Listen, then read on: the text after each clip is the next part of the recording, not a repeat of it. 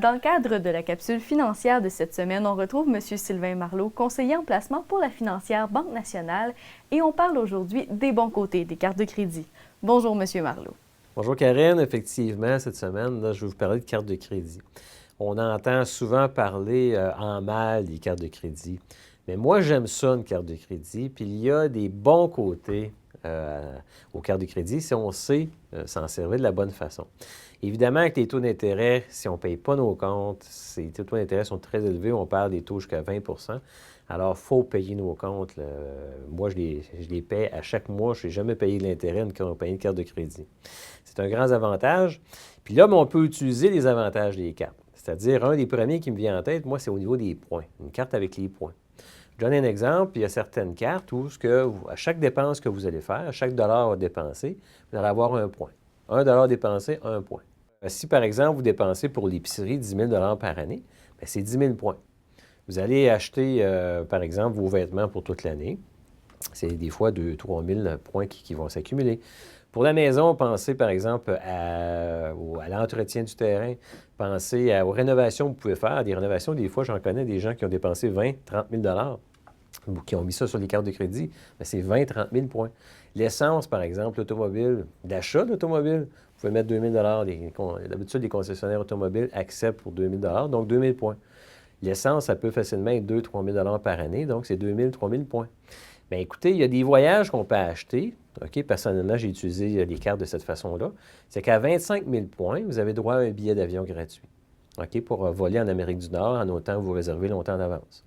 Alors, le simple fait d'utiliser, de payer vos dépenses avec votre carte de crédit, ça vous permet d'accumuler assez de points pour réclamer, pour bénéficier, par exemple, d'un billet d'avion.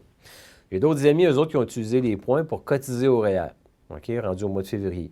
J'en ai d'autres que je connais qui ont acheté des cafetières, qui ont acheté toutes sortes d'articles qui sont disponibles, qui sont offerts par la compagnie carte de crédit. OK? Alors, on ne peut pas dire que c'est donné, mais moi, je trouve que c'est d'utiliser la carte à bon escient.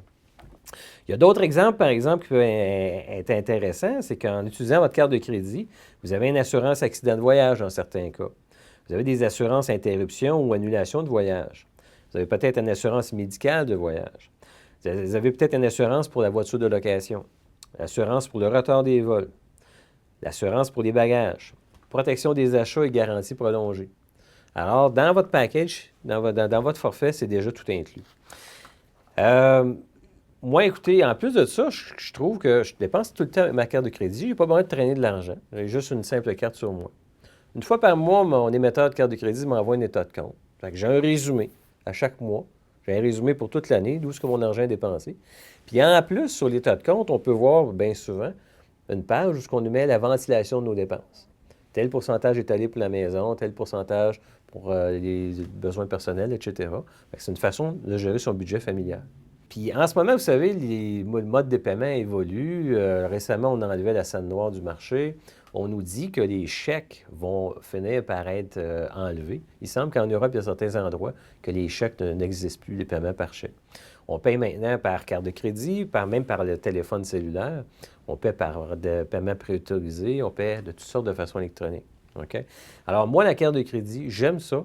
Et puis, je pense que c'est une excellente façon de payer nos dépenses en autant qu'on l'utilise de la bonne façon.